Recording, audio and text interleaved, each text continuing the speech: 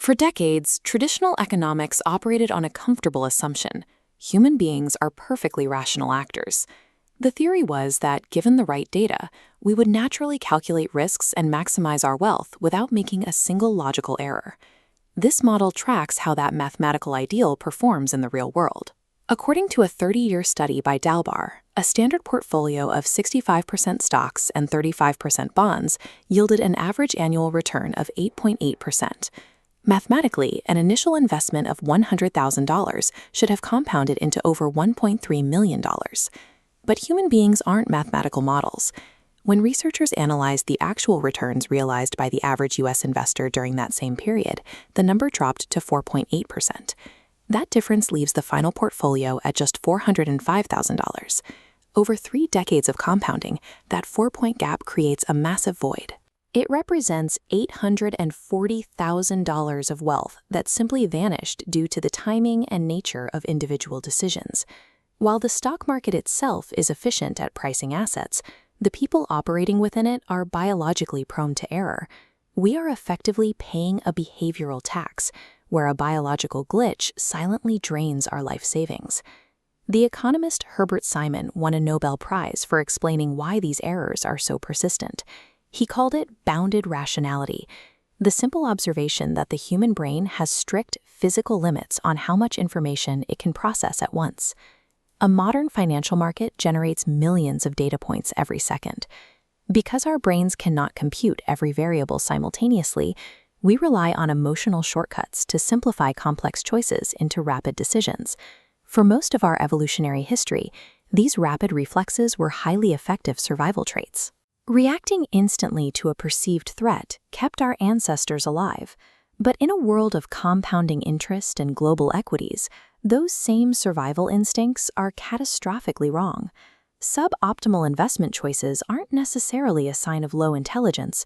They are the result of a brain trying to navigate a digital financial landscape using biological tools designed for a very different environment.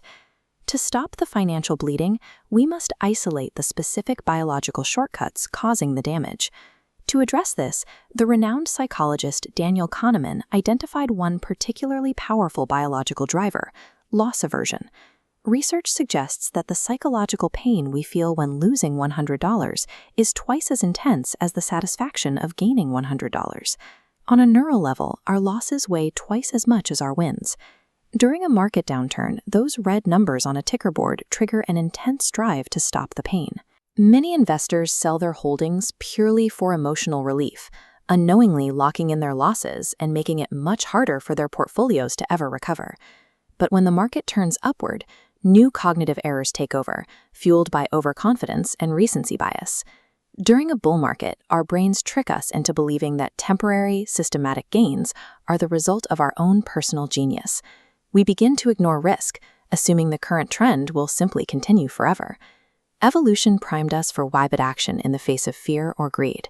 In modern markets, these survival reflexes manifest as a drive to chase winning streaks and flee downturns, triggering a cycle of behavior that runs directly counter to a rational investment strategy. When you scale these individual cognitive errors up through millions of people, you get the modern stock market. We can map how these biases interact across the entire system using Bayesian game theory. This model treats the market as a massive multiplayer game of incomplete information. Because we don't know what everyone else is thinking, we are forced to guess the hidden motives of the crowd. Consider overconfident player 1. Believing they can time the market perfectly, they buy a risky asset, taking the price upward. Enter player 2. Assuming the rising price reflects secret knowledge, they copy player 1. This creates a compounding feedback loop where crowds blindly follow. This specific interaction, where one person's overconfidence triggers a crowd's drive to follow, provides the mathematical architecture for a market bubble.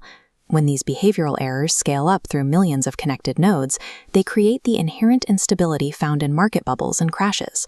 While many factors move markets, this behavioral feedback loop provides the underlying structure for financial panic. If our biology is hardwired with these flaws, are we doomed to underperform? A study of the Nepalese stock market suggests there is a way to override the glitch. Researchers found that the most effective buffer against cognitive bias wasn't a higher IQ, it was emotional intelligence. The data showed that a specific dimension of EQ, known as self-awareness, allows investors to recognize their own biological impulses before they act on them. This awareness acts as a neural circuit breaker.